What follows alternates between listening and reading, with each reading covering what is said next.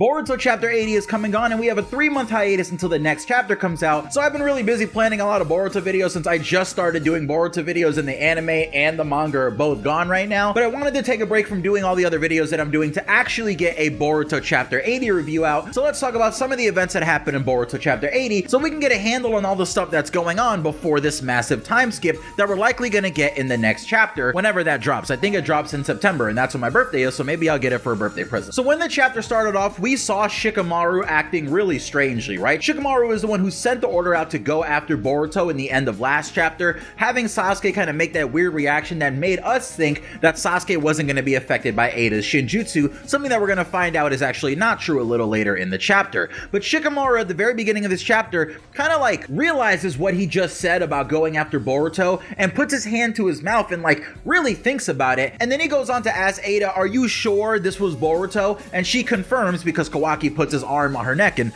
what was that about, by the way? Kawaki is like really turning into Ishiki, I guess, right? Because like why are you doing that to Eida when Eida is like so in love with I just don't really get that. But I think Shikamaru here is showing the first signs of a character cracking, and I think a lot of that early period when we met Eida and she was meeting all of our different characters and we saw who was and who wasn't affected by her ability, I think people who were mostly able to fend off her ability, sort of like Sumire and Sarada, are going to be some of the first characters that we see breaking out of this spell, right? Because I'm looking at Shikamaru. Shikamaru looks like he can't believe what he just said, and Shikamaru, if you remember, was one of those characters who like, yeah, he was affected by Eida's ability, but like not completely, right? He could still fight it somewhat. So I think as strong of an ally as I think that Shikamaru is going to be during this period, there is still going to be like situations, I think, where we're not going to know whether or not Shikamaru is actually snapped out of it or if he's just playing along. Because even in this chapter, Shikamaru could have literally snapped out of it at this moment, but now he has to play along and go with everything that's happening because he knows that everyone else has changed. And that just kind of feels like something that Shikamaru would do as his character, having like a 300 IQ overarching play that even lasts throughout the time skip. Like eventually that could honestly lead to a lot of places, so I am hoping that that's the case, or that becomes the case in the future. Sarada tries to plead with Mitsuki to try to keep him from going after Boruto, but that really doesn't work. As soon as she gets the news of Naruto apparently no longer being with us any longer, she breaks down and starts to cry, realizing that not only is the entire world seemingly against Boruto now, but Naruto, the 7th Hokage, a character who she really looks up to,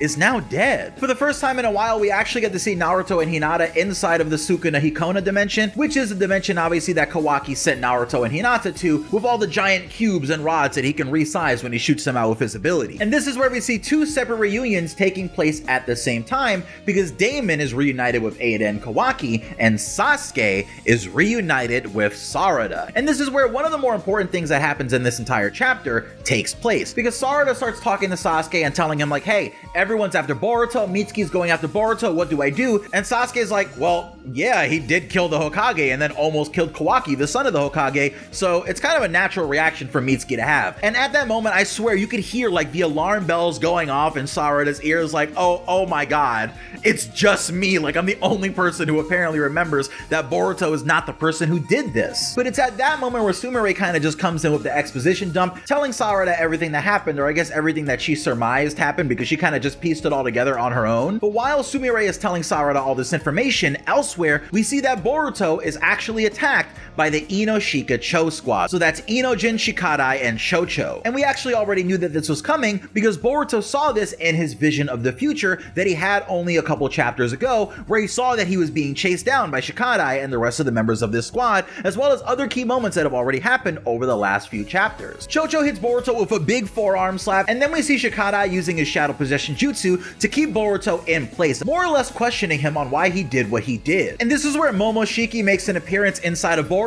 saying, this is really annoying, isn't it? Oh, this is a tough situation to be in. Hey, let me take over. I'll get us right out of this bind in a second. It's kill or be killed right now, right? These are no longer your friends, they're your enemies.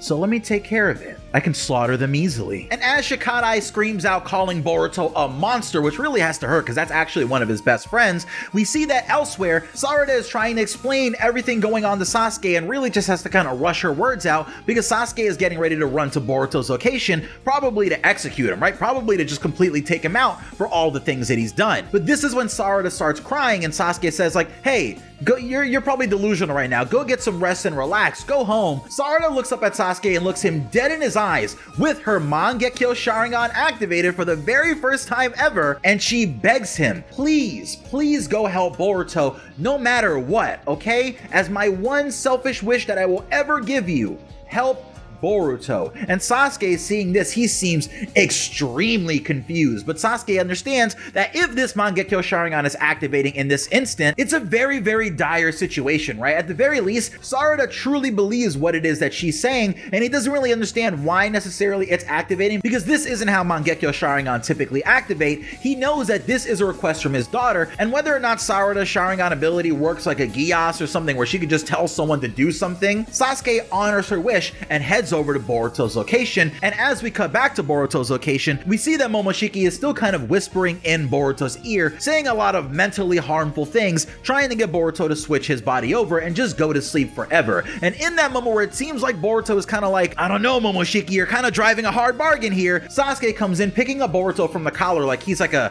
father cat picking up his young son by the scruff, and he carries him away, even though he again has a really, really confused and angry look on his face because he can't believe what it is that he's doing right now. Now, as the chapter goes on, we see that Sasuke explains to Boruto like, hey, I don't know if what I'm doing right now is the right thing to do, right? I'm only doing this because my daughter told me this is what I should be doing. I doubt myself, but I don't doubt her. So you and me, we're gonna leave this village and we're gonna get out of here, and you're gonna prove to me that you are who you say you are, because my memories right now are telling me that me, Kawaki, and Naruto fought against Momoshiki, right? All these things that happened that apparently were you, I remember them going completely differently with a different person. So now there's no level of my memories that I can trust, since I know apparently my memories were manipulated. I don't know what I think that is actually true. And Momoshiki gets really, really mad at this little bead of hope that Boruto has in this situation and starts screaming in Boruto's ear, like showing how infuriated he is, but Boruto's kind of just ignoring it, right? Boruto proves to Momoshiki in this chapter that he actually has a lot of mental resolve. And we see that Momoshiki actually, for one of the first times, gives Boruto his respect, at least in that regard. Now, Eida pulls up and more or less proves that she's not their enemy as of this moment, and I feel like it has a lot to do with Kawaki grabbing her by the neck earlier in the chapter,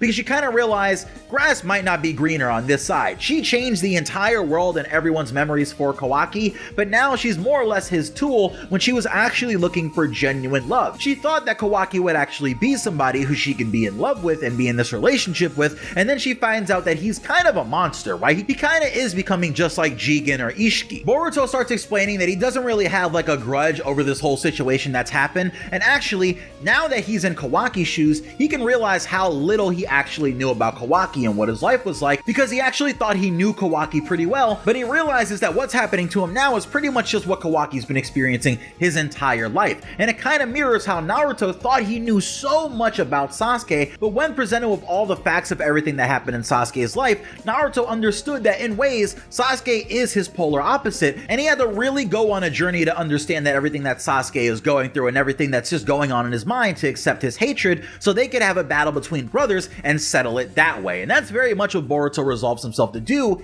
in this chapter. Boruto says that he's gonna leave and he's gonna get strong enough to come back and have a battle between brothers with Kawaki so that they can settle everything that's going on here and put it past them. But I don't know if that's what's gonna happen, right? Kawaki seems like he has blood on his mind, and I don't know if Boruto's intention to do exactly what his dad would have done in this situation, definitely making Sasuke proud when he was saying that and giving Sasuke like a vision of Naruto in that moment, more or less proving everything that Eida was saying about his memory being rewritten. I just don't know if that's gonna work, right? Like, Kawaki seems like he's genuinely a bad guy, and maybe you could chalk that up to just the influence of his karma, but it seems like it's only gonna get worse as time goes on, and who knows what kind of character Kawaki is gonna be when we get back to Boruto after this 3-month hiatus and we're finally in the time skip. That's at least what I think everyone is expecting to see when Boruto comes back. This is a very end of part 1 sort of chapter in Boruto, and I could definitely see us picking up in chapter 81 with a whole new look for Boruto, a whole new situation with everyone going on, and it really brings me back to my memories of when Shippuden started, or I guess when Naruto actually had the time skip in the manga. I remember seeing all the new character designs and seeing everyone older and just